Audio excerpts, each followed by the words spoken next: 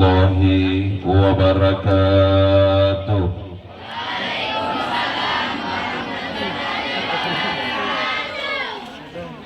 Kayaknya belum kompak, apalagi di sebelah kanan. Sebelah kanan dengar, dan sebelah kiri dengar. Jalan-jalan ke pasar Palampang, jangan lupa singgah di rumah Ibu Ramlah. Yang menjawab salam dengan lantang, semoga hidupnya makin berkah. Yang menjawab salam dengan lantang, semoga Allah berikan rezeki yang luas. Allah sehatkan para orang tuanya. Allah jadikan sebagai siswa yang juara. Allah jadikan semua sebagai presiden. Kalau semua jadi presiden, siapa yang jadi rakyat? Assalamualaikum warahmatullahi wabarakatuh.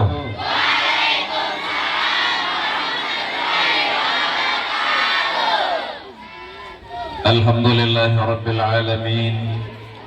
Wassalatu wassalamu ala rasulillahil amin, sayyidina wa habibina wa maulana Muhammadin wa ala alihi wa ashabihi wa man tabi'ahu bi ihsanin ila yaumiddin.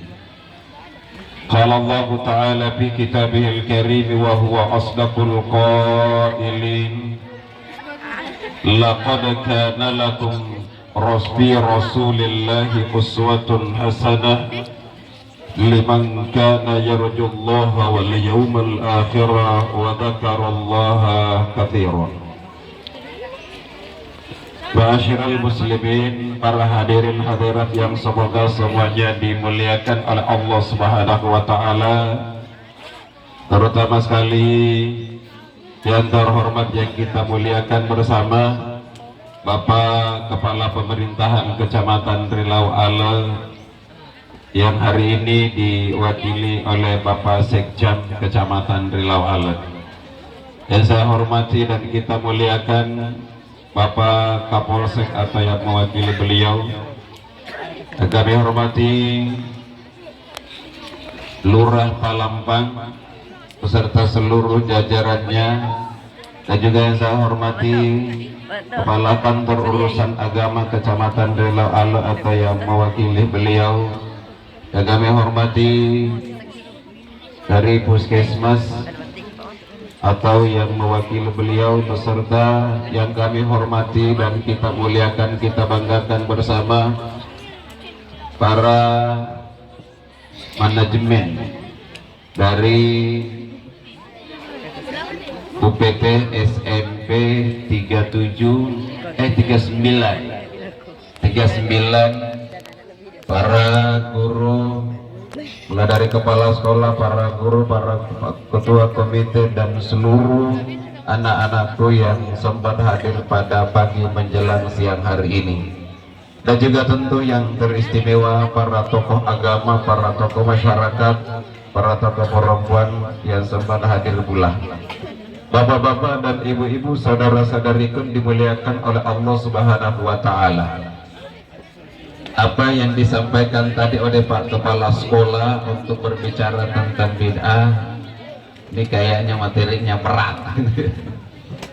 Tapi tidak masalah bapak-bapak, ibu-ibu yang dimuliakan oleh Allah, karena ini juga memang menjadi pembahasan baik di ruang-ruang tertutup, di ruang-ruang terbuka, dan juga termasuk di media sosial. Bermuncul lagi itu soal kata-kata banyak misem bid'ah, mulang maudu si mega si telo mega si maksiat bid'ah gare. Nah ini bapak-bapak, ibu-ibu yang dimuliakan oleh Allah Subhanahu wa taala sering muncul. Padahal maulid ini adalah bagian daripada syiar, bagian daripada sarana untuk menyampaikan dakwah, menyampaikan pesan-pesan Al-Quran, pesan-pesan Rasulullah Nabi kita Muhammad sallallahu alaihi wasallam, sekaligus untuk mengingat sejarah perjalanan dari Rasulullah Nabi kita Nabiullah Muhammad sallallahu alaihi wasallam. Dan dalam kajian-kajian pun bid'ah itu ada dua. Yang pertama ada namanya bid'ah hasanah, yang kedua ada namanya bid'ah sayyi'ah atau bid'ah dhalalah. Nah, bid'ah hasanah itu apa? Saya mau tanya anak-anakku. Halo, halo yang di belakang, apa kabar? Di zaman Nabi ada mic tidak? Tidak ada. Di zaman Nabi ada mobil tidak? Oke. Dalam kajian fikih, segala sesuatu yang sifatnya baru, maka itu disebut sebagai bid'ah. Badi'us samawati wal ardi, sesuatu yang baru, gitu ya, yang tidak pernah ada sebelumnya. Nah, itu arti ringkas dari yang disebut dengan bid'ah. Jadi segala sesuatu yang tidak ada di zaman Nabi Sallallahu Alaihi Wasallam yang kemudian muncul pada hari ini, maka itu disebut sebagai bid'ah. Masalahnya adalah apakah itu masuk dalam kaitannya keagamaan kita atau tidak, kan gitu. Di zaman Nabi, bapak-bapak, ibu-ibu, rata-rata orang pakai baju jubah. Sekarang kalau semua di sini mau pakai jubah, mau semua jadi orang Arab, gitu. Dulu pada saat sahabat-sahabat Nabi Sallallahu Alaihi Wasallam bolak-balik ke sekolah dari rumahnya ke tempatnya Darul Arqam bin Al-Arqam, itulah sekolah pertama yang digagas oleh Rasulullah Sallallahu Alaihi Wasallam. Mereka datang ke tempat itu pakai jubah. Kira-kira anak-anakku, adik-adikku semua mau pakai jubah juga pergi ke sekolah? Mau? Mau? Tidak rempong kira-kira? Tidak. Disuruh saja pakai seragam, susah sekali. Nah, bapak-bapak, ibu-ibu yang dimuliakan oleh Allah Subhanahu wa Ta'ala, maka segala sesuatu yang baru yang tidak ada di zaman Nabi Sallallahu Alaihi Wasallam itu dalam pengertiannya disebut sebagai bid'ah. Itu secara bahasa, tapi secara istilah menurut tatanan syariat kita, bahwa yang disebut bid'ah itu yang memang tidak ada dasarnya baik dari Al-Quran maupun dari sunnah Rasulullah Nabi kita Sallallahu Alaihi Wasallam, dan itu juga sebenarnya hanya kegiatan-kegiatan yang sifatnya adalah rutin yang dilakukan oleh masyarakat. Nah, inilah bapak-bapak, ibu-ibu yang dimuliakan oleh Allah, sehingga kemudian banyak orang yang berbicara bid'ah hanya pada konsep tataran bahasa saja. Tidak ada di zaman Nabi. Oh, segala sesuatu hari ini disebut sebagai bid'ah. Mik itu tidak ada di zaman Nabi, berarti bid'ah tunjuk begitu kan Pak? Pergi ceramah pakai mobil, memang di zaman Nabi ada mobil? Tidak ada. Pakai bid'ah tunjuk itu pakai. Di zaman Nabi Sallallahu Alaihi Wasallam ada pembesar suara? Tidak ada. Kalau kemudian di zaman Nabi Sallallahu Alaihi Wasallam masjidnya di zaman Nabi apa? Pakai atap daun. Kira-kira kalau pakai atap sengke hari ini bid'ah atau bukan? Maka penting untuk memperlebar dari makna,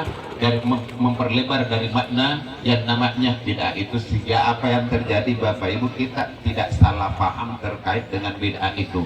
Makanya ulama kita membagi ada bid'ah hasanah, ada bid'ah dhalalah atau bid'ah sayyi'ah. Yang baik itu adalah apa? Segala yang berkaitan dengan urusan-urusan keduniaan kita. Betul, mobil itu tidak ada di zaman Nabi, tapi dia adalah bid'ah baik, sesuatu yang baru yang baik. Ini adalah sesuatu yang baru tapi sifatnya baik. Coba kalau Yusuf Sandi ceramah, tidak ada mic, ratusan orang hadir di sini, kira-kira didengar yang ada di belakang. Nah, ini bapak-bapak, ibu-ibu yang dimuliakan oleh Allah Subhanahu wa Ta'ala. Ini untuk memenuhi dari pemberitaan kita, dari permintaan dari Bapak Kepala SMP 39 Kabupaten Bulukumba. Nah, kita kembali kepada tema kita pada hari ini, bapak-bapak, ibu-ibu, saudara-saudariku dimuliakan oleh Allah. Menghidupkan teladan Rasulullah Nabi kita Muhammad Sallallahu Alaihi Wasallam pada setiap langkah kita. Bagaimana caranya kita menghidupkan? Kalau kita berbicara tentang hal ini Bapak Ibu, maka paling tidak ada 3 hal yang penting kita ikuti. Yang pertama, bahwa dalam setiap langkahnya Rasul Sallallahu Alaihi Wasallam, beliau selalu berdoa dan berzikir kepada Allah Subhanahu Wa Taala. Kemanapun Rasulullah Sallallahu Alaihi Wasallam melangkah dan apapun yang dilakukan oleh Rasulullah Sallallahu Alaihi Wasallam, maka beliau Sallallahu Alaihi Wasallam selalu berdoa dan berzikir. Itu satu. Kemudian yang kedua, berbicara dalam soal langkah Rasulullah Nabi kita Sallallahu Alaihi Wasallam, setiap langkahnya Rasul Bapak Ibu yang dimuliakan oleh Allah selalu melangkah dengan penuh adab dan akhlak yang indah. Ketika Rasulullah Sallallahu Alaihi Wasallam keluar meninggalkan rumahnya, berjalan menuju ke masjid untuk ibadah kepada Allah, berjalan menuju ke rumah istrinya, semua itu dilakukan oleh Rasulullah Sallallahu Alaihi Wasallam dengan adab yang baik dan dengan akhlak yang mulia. Itu yang kedua. Kemudian yang ketiga, bapak-bapak, ibu-ibu, saudara-saudari itu dimuliakan oleh Allah Subhanahu Wa Taala, keteladanan kita kepada Rasulullah Sallallahu Alaihi Wasallam dalam setiap langkah kita, maka yang ketiga itu selalu ada kebaikan yang kita tebar pada setiap langkah kita.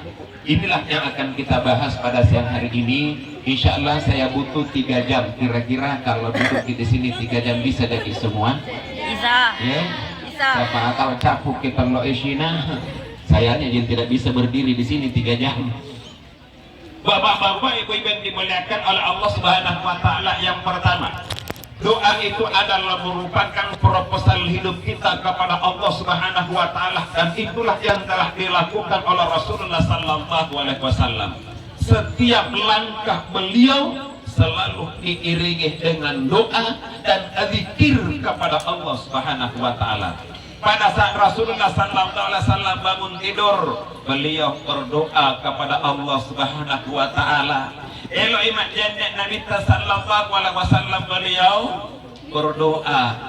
Pada saat Rasulullah Sallallahu Alaihi Wasallam keluar dari rumahnya, lalu kemudian beliau melangkahkan kakinya dari rumah, maka beliau Sallallahu Alaihi Wasallam berdoa. Ketika Rasulullah Sallallahu Alaihi Wasallam melangkah meninggalkan rumahnya dan berjalan menuju ke masjid, ada doa yang dibaca oleh Nabi sepanjang perjalanan. Dan ketika Rasulullah Sallallahu Alaihi Wasallam masuk ke dalam masjid, ada lagi doa yang dibaca oleh Nabi kita Nabiullah Muhammad Sallallahu Alaihi Wasallam. Maka anak-anakku, pada saat kita keluar dari rumah, baca doa. Dalam perjalanan kita baca doa. Pada saat kita masuk sekolah baca doa, mau belajar baca doa, mau makan pakai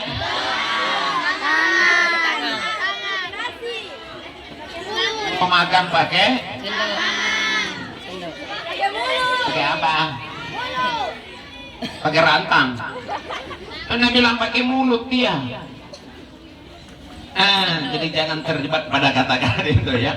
Nah, yang penting kita lakukan apa? Ada doa yang kita sampaikan kepada Allah. Kemarin saya di dalam pesuan saya salah menyampaikan bahwa anak-anakku yang mau sukses di masa yang akan datang, ibu-ibu, bapak-bapak yang anaknya mau menjadi anak yang sukses, maka penting untuk selalu menyampaikan proposal kita kepada Allah melalui doa-doa yang kita sampaikan kepada Allah Subhanahu wa Ta'ala.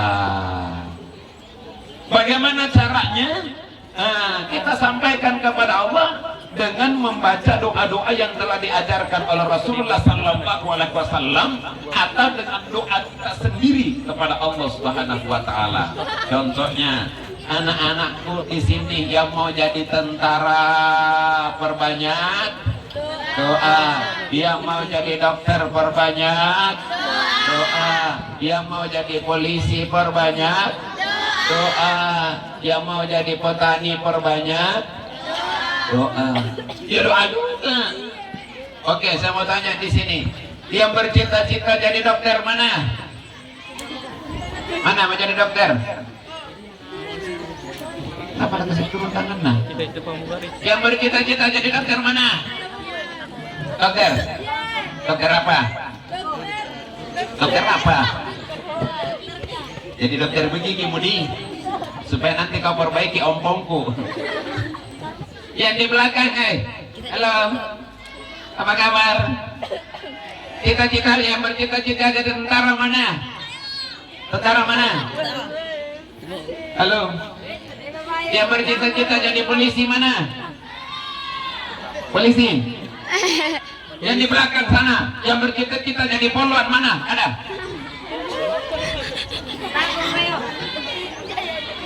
Ada. Anak kata Allah tadi mau jadi poluan. Mana? Ya mau ketunjuk. Kau ya apa cita-citamu? Polisi. Yang kutembakkan nanti di.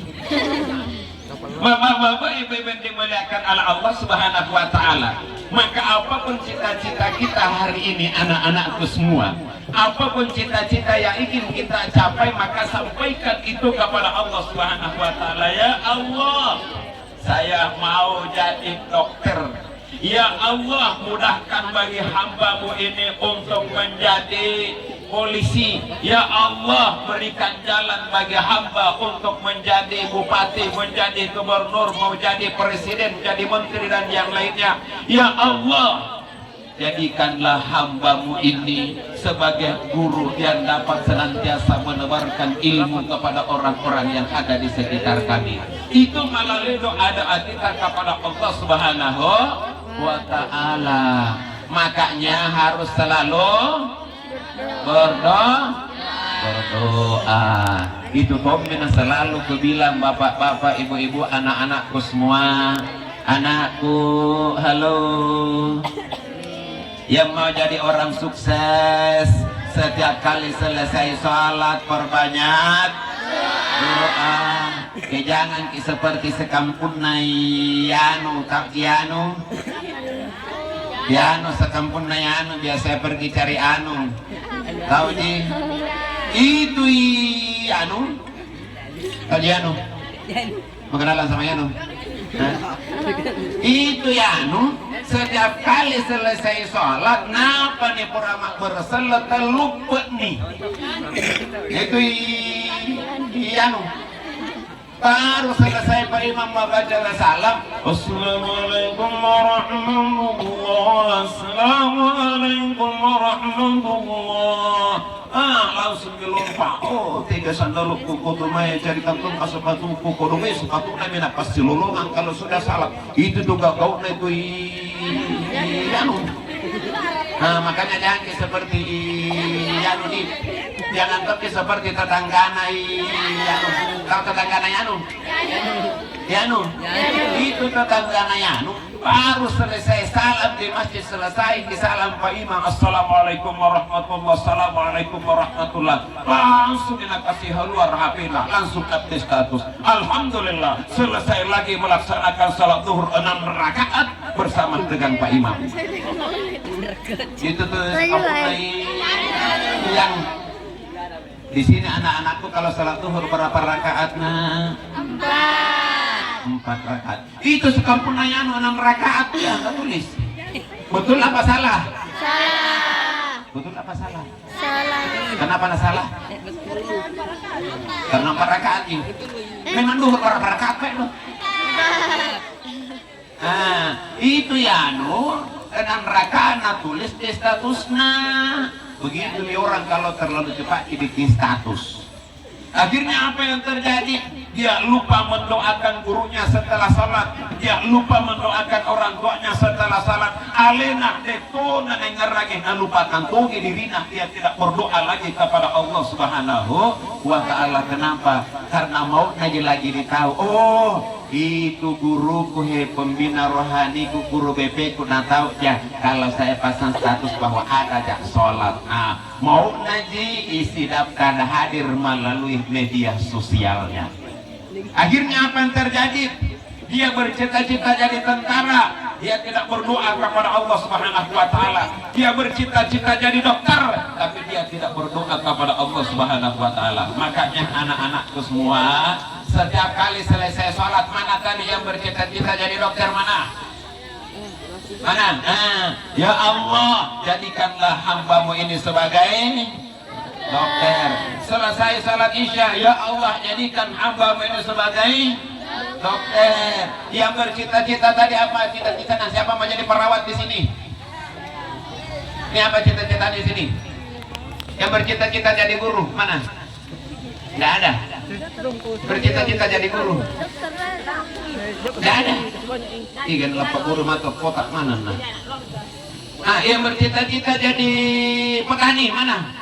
Nggak ada mau jadi petani juga.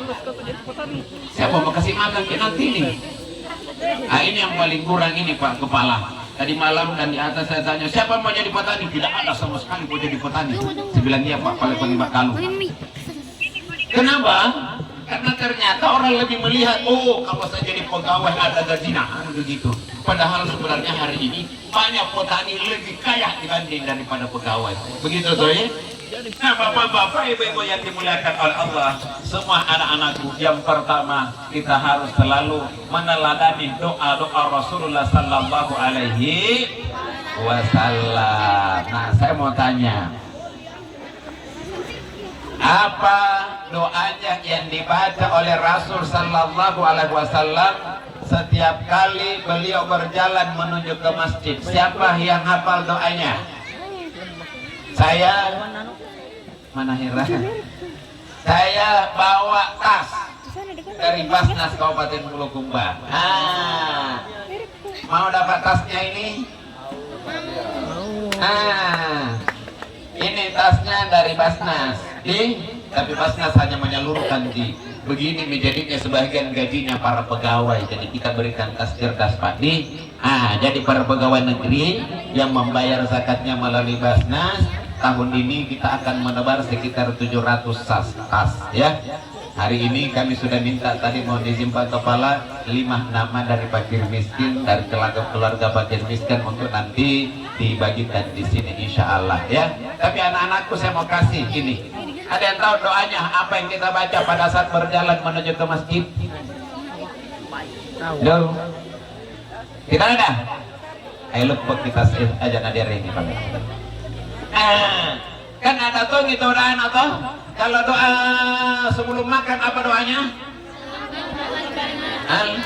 Bismillahirrahmanirrahim ya. Apa dibalik? Allahumma barik lana. Itu dah sebelum tidur. Allahumma barik lana fi ma razaqtana. Doa sebelum makan itu toh? Jadi kalau doa sudah setelah makan nih apa? Alhamdulillah. Alhamdulillahilladzi azhaba anni al-adza wa afani. Doa masuk WC itu ya. Nah, anak-anakku, saudara-saudara itu dimuliakan oleh Allah, itulah salah satu yang disampaikan oleh Rasul, perbanyak doa. Kenapa? Itu proposal hidup kita kepada Allah Subhanahu wa Ta'ala. Dulu pada saat saya kecil selalu ditanya, anak mau jadi apa? Mau jadi pengacara. Jadi setiap selesai salat, ya Allah jadikanlah hambamu ini sebagai pengacara. Kenapa mau jadi pengacara? Banyak beda uangnya. Kalau banyak uang banyak tong orang suka kibiding. Rata-rata pengacara banyak istrinya. Tapi Nabi bilang bapakku sekali waktu setelah pulang salat Jumat, anak ajak nana menjadi pengacara, anak dijam lagi jadi pengacara. Kenapa itu bapak? Masuk di pesantren anak kenapa karena itu tadi mulia mitoh ada masjid mesumpajan lohor iki Jumat salat zuhur pada hari Jumat. Bagaimana kira-kira? Kenapa? Karena tidak ada pakatokbana. Maka kemudian pada saat itu saya mengatakan kau masuk ke pesantren.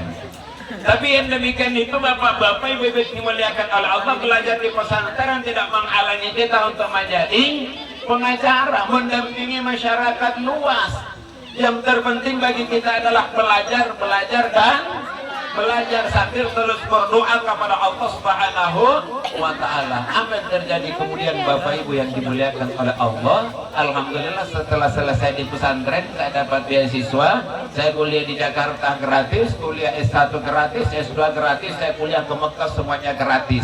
dan setelah kembali betul-betul menjadi pendamping masyarakat dari Jakarta, Banten, kemudian kembali ke Kabupaten Bulukumba. Kenapa? Allah Subhanahu wa Ta'ala tidak menjadikan betul-betul saya sebagai pengacara, tapi dalam setiap kesempatan kita memberikan pendampingan kepada masyarakat luas. Dan itulah hakikat dari sebuah kegiatan beracara itu. Nah, ini penting untuk kita sampaikan kepada Allah Subhanahu wa Ta'ala. Yang penting anak-anakku rajin berdoa, rajin belajar, dan rajin apa lagi? Halo, doa, belajar apa lagi? Beribadah. Hah? Salat. Apa? Ibadah. Rajin ibadah kepada Allah Subhanahu wa Ta'ala. Ini penting untuk kita lakukan supaya apa? Supaya Allah mendengarkan doa-doa kita. Rajin-rajin ke rumahnya Allah. Kalau ada orang yang meminta kepada Allah Subhanahu wa Ta'ala tapi balas ke rumahnya Allah, jangan sampai nacueki jaki. Kan sama di orang tuh, nanti dia datang kalau ada butuhnya. Iya datang ada lagi kebutuhan itu baru datang.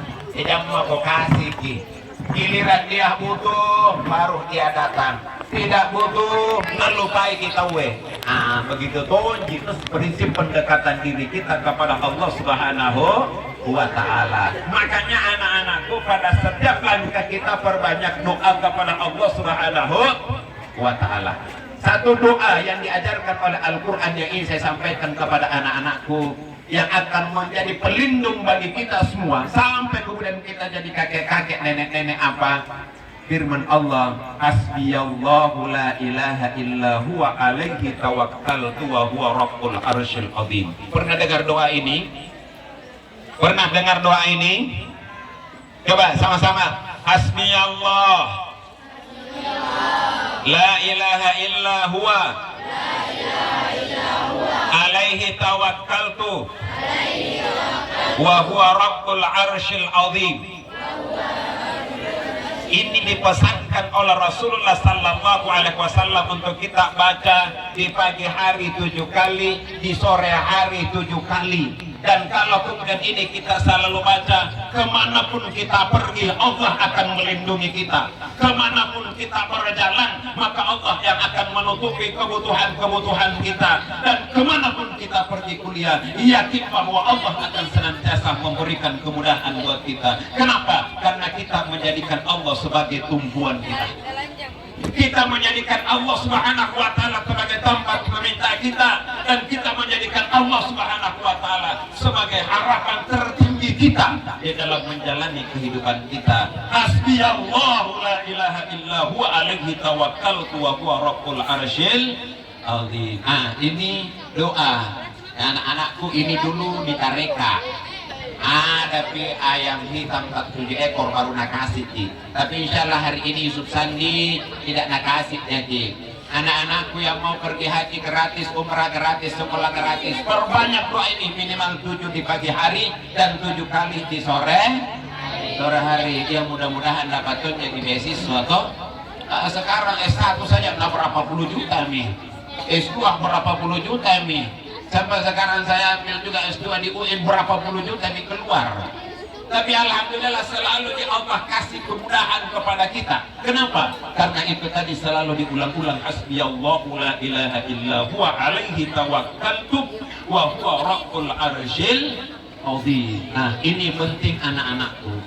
Yang kedua, doa yang penting diperbanyak oleh siapapun itu, oleh guru, oleh pendidik, oleh ustadz, oleh anak-anakku semua, perbanyak memohon ampun kepada Allah Subhanahu wa Ta'ala. Setiap langkah kita di situ harus ada istighfar kepada Allah Subhanahu wa Ta'ala. Kenapa Bapak Ibu? Karena inilah ucapan yang paling dicintai dan paling disukai oleh Allah Subhanahu wa Ta'ala. Kalau Allah sudah cinta, Allah senang sama kita, apapun yang kita minta kepada Allah, maka Allah akan memberikannya kepada kita semua. Memperbanyak istighfar. Makanya anak-anakku semua di sini yang SMP semua di sini nih, yang mau jadi anak yang sukses setiap hari harus astagfirullahnya 100 kali. Maka setiap hari baca astagfirullahal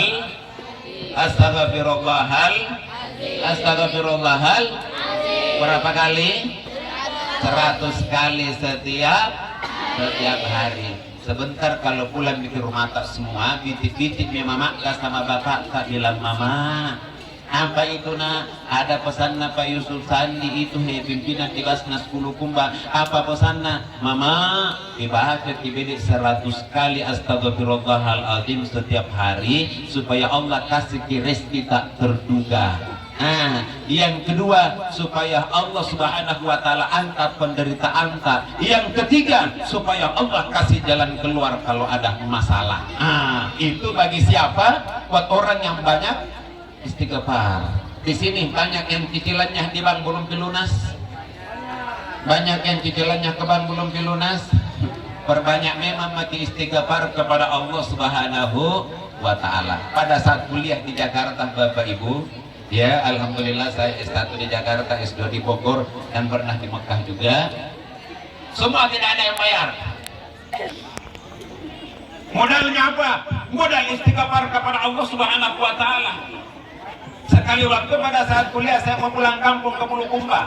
Kebetulan saya lahir di Turki, ya. Tahu Turki? Turki tahu? Tahu Turki? Mana Turki? Wih, mabila jauh ke Turki, 17 jam orang naik pesawat kalau mau ke negara Turki. Tapi kalau dari ke Palembang mau ke Turki, insya Allah paling 15 menit letuk di turunan Kindang. Dari Turki turunan. Ada tuh di bawah itu sebelum kata Bulukumba turunan Kirasa. Turki tahun itu. Bapak mama ibu-ibu dimuliakan oleh Allah, pada saat mau kembali dari Jakarta mau ke sini. Saya bilang sama kawan, ayo kita Idul Adha di kampung. Dia bilang tidak ada uang. Ada uangku di kantong 20.000. Kau berapa uang? Bilang ada 15.000. Berdua pulang dari Jakarta sampai ke Bulukumba hanya dengan 35.000. Bagaimana caranya? Main naik kereta. Astagfirullah. Boleh ya Bapak susun kereta ya. Assalamualaikum, waalaikumsalam. Pak kartis, ada kartis tak di mana? Maaf bang, kami mahasiswa bang. Astagfirullah. Kartis tak mana? Astagfirullah. Oh, tengah toge mahasiswa ini sinak kabaja tahu ya. Sampai di Jogja ditarik lagi, mana kartismu? Mahasiswa bang, mohon maaf. Kalau mau ada jadi 5.000 bang. Astagfirullah. Sampai di Surabaya Bapak Ibu dimuliakan oleh Allah Subhanahu wa taala. Kita yang merantau kemanapun kita mau pergi, maka yang menjadi tempat menginap kita yang pertama apa? Masjidnya Allah Subhanahu wa taala. Ada rumahnya Allah. Turun di stasiun di Surabaya, langsung cari masjid di mana ada masjid. Itu rumahnya Allah. Tiba di masjid apa? Astagfirullah. Setelah salat maghrib astagfirullah. Setelah salat isya astagfirullah. Setelah salat isya lah maka kemudian ada orang tua yang datang. Adik mau nginap di masjid, ya mohon izin Pak Haji, mudah-mudahan kami boleh nginap di tempat ini. Emang ama Anda mau kemana? Oh kami orang Bugis Pak, mau pulang ke Makassar. Dan kami mohon izin Pak, kalau boleh kami nginap di tempat ini, kami tidak punya uang untuk tinggal di penginapan Pak. Oh Pak Haji itu bilang, kamu orang mana? Kami orang Bulukumba. Yang ini mana? Bulukumba. Oh kebetulan saya orang Bulukumba juga. Alhamdulillah. Nah kosirung tuh kita pada ke Bulukumba di kampung. Apa yang dia bilang? Elah turun di mulai balik di rumah maka menginap anak di. Sampai di rumah kita dijamu. Ya, dikasih makanan, tempat tidur gratis, makanan gratis, minuman gratis, bahkan makannya dijamah. Tahu makan dijamah? Tombol 5 kali. Makan sama tombol 3 kali mah. Tidak makan pagi tong pagi doi, tidak makan siang tong pagi. Ini sudah malam, di belum pagi juga makan malam. Tapi alhamdulillah itulah pertolongannya Allah. Buat siapa? Buat orang yang banyak beristighfar. Astagfirullahaladzim. Nanti sama gitu bapak-bapak, ibu-ibu, kalau saya bawa jamaah haji, bawa jamaah umrah, ibu bapak sebelum keluar dari Masjidil Haram ini baca 100 kali astagfirullahaladzim. Sebelum keluar dari Masjid Nabawi baca astagfirullahaladzim. Yakin bahwa Allah Subhanahu wa taala akan senantiasa memberikan kemudahan dalam perjalanan kita. Dan setiap kali selesai 100 kali dia minta sama Allah, ya Allah, hambamu masih ingin kembali ke tempat ini. Ya Allah, hambamu masih ingin datang ke tempat ini untuk haji umrah. Ya Allah, hambamu masih ingin masuk ke Raudhah. Apa yang terjadi kemudian Bapak Ibu yang dimuliakan oleh Allah? Alhamdulillah mereka hampir setiap tahun melakukan umrah lagi. Kenapa? Itulah Allah akan selalu kasih rezeki tak terduga buat mereka yang selalu mengiringi langkahnya dengan astagfirullahaladzim. Itu satu. Yang kedua, bapak-bapak, ibu-ibu yang dimuliakan oleh Allah Subhanahu wa taala adalah dengan kita memiliki adab dan akhlak yang baik. Itulah langkahnya Rasul sallallahu alaihi wasallam. Datang seorang Ali bin Abi Thalib radhiyallahu anhu, "Ausini Nabi, tolong dong Nabi berikan kepada saya nasihat." Apa kata Rasulullah? "Faktab, jangan marah." Datang sahabat yang lain, "Rasul tolong sampaikan kepada saya nasihat." Apa kata Nabi? "La faktab, jangan marah." Kenapa?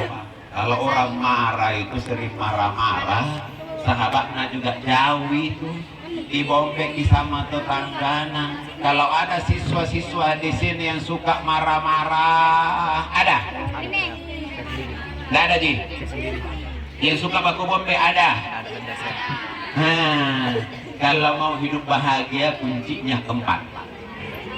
Dimanapun kita berada, kunci untuk mendapatkan kebahagiaan dalam hidup ini ada 4. Yang pertama kata Rasul sallallahu alaihi wasallam adalah layyinun.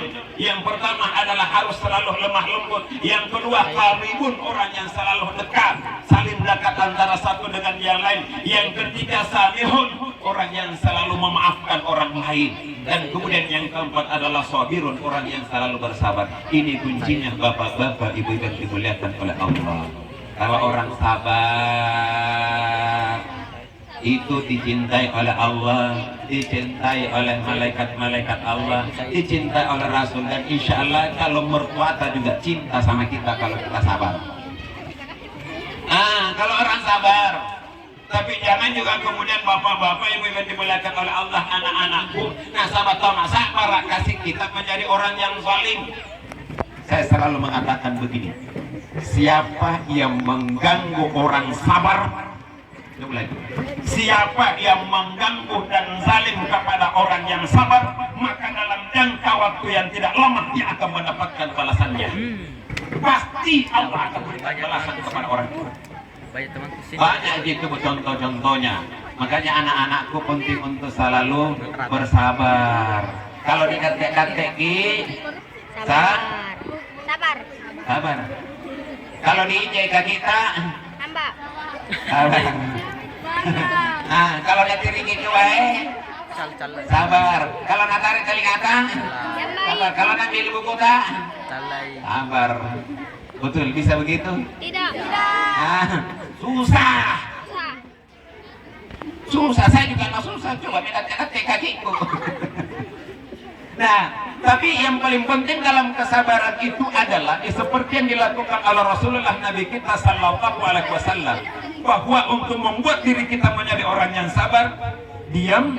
Yang kedua adalah tidak memberikan reaksi fisik. Itulah yang telah dilakukan oleh Rasulullah Nabi kita Muhammad sallallahu alaihi wasallam. Diam pada saat marah, lalu kemudian pada posisi kita berdiri, maka duduk. Masih duduk kita juga sudah masih marah, maka coba kita ambil air wudhu. Itu yang membuat hati kita menjadi adem. Maka bapak-bapak, ibu-ibu, anak-anakku semua, penting ada akhlak sabar itu seperti yang diajarkan oleh Rasulullah sallallahu alaihi wasallam. Pertanyaannya kemudian, bagaimana cara menjadi orang yang sabar sementara saling ujuk-ujuk kita kan kadang-kadang begitu di giliran ngeliat-liat di masak barang ajo-ajo kasih lau di lapangan di dalas jadina. Tidak ada begitu di sini, Ding? Ada. Banyak. Yang selalu kopi-kopi pada saat belajar, Ki, siapa ada? Banyak. Ada.